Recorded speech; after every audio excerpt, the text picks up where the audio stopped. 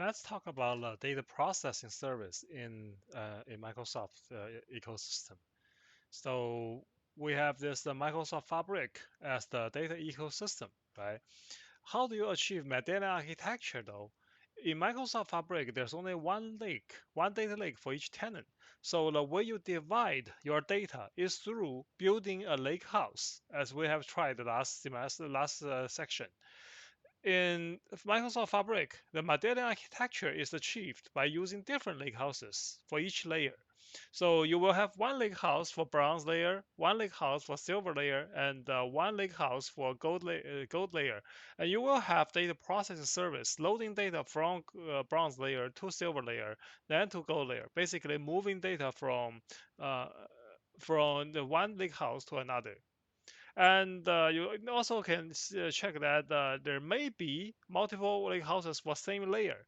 It could be that for management purpose, especially for security purpose, you would like to have 3 or 4 bronze layer corresponding to 3 or 4 data sources.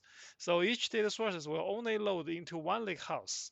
That helps you separate the data source security and management, right? Similarly, if you have multiple report generated, you can create the multiple gold layer. So some people from one side, one team can only see one lake house, which is the gold layer for them. Other people can see the other lake house, which is the gold layer for them. And you will just loading data from silver layer into this gold layer, into multiple gold layers. So this is the Medina architecture. Now let's quickly skip some slides and go to the data processing service. What data processing service do you have? Usually, when you have any cloud service, you will be able to get the virtual machines, and those virtual machines will be able to access the data storage. Either it's a blob storage or some data relational database or a Delta Lake, right? So you can definitely write your own Python code or SQL code, launching your own Spark cluster by provisioning virtual machines and install software on them. This is the general compute approach, or you can utilize in container or functions, right? All these are possible, but this is a general approach, so we are not going to talk about it. Because everybody with some programming skill can do that.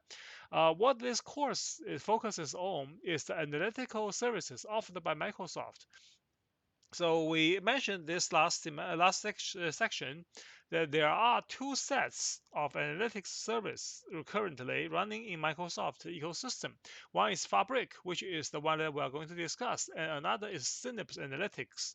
Synapse Analytics also have a data pipeline, which is sometimes called Azure Data Factory. But we are not going to talk about this because this one is supposed to be obsolete. We will briefly mention the history of all these services in our last session.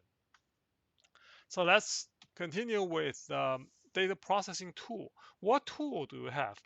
The fundamental tool that you will have, the most versatile tool you may have, is either Python or SQL, and it's either Spark or SQL. Spark currently for data processing, these two are the dominant forces. Either you use SQL or you use Spark.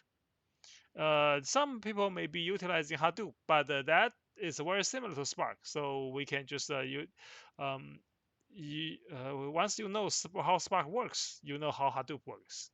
So SQL and Spark. And for Spark, you can use Python, you can use Scala, you can use Java, all the different programming language, right?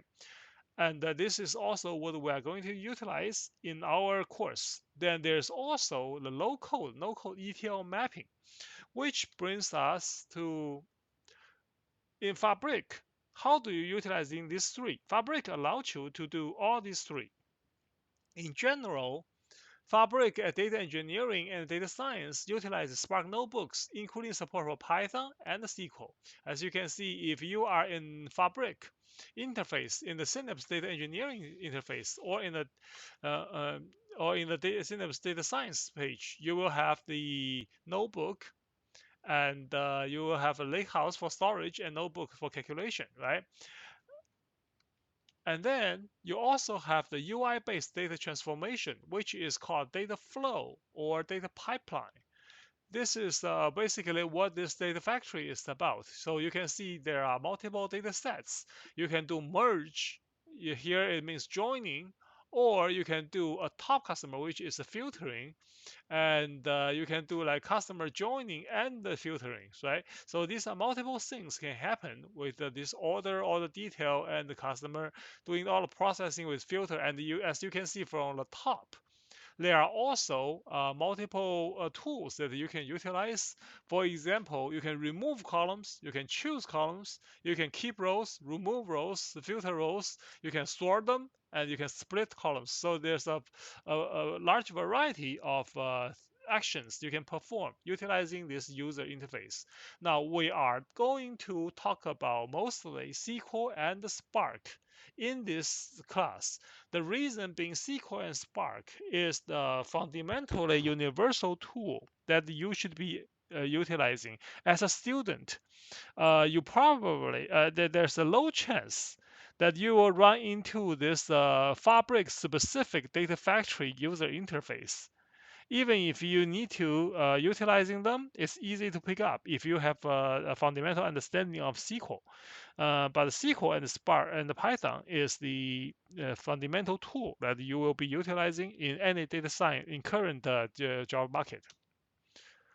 All right, so we're going to actually, that's a Fabric data pipeline lab.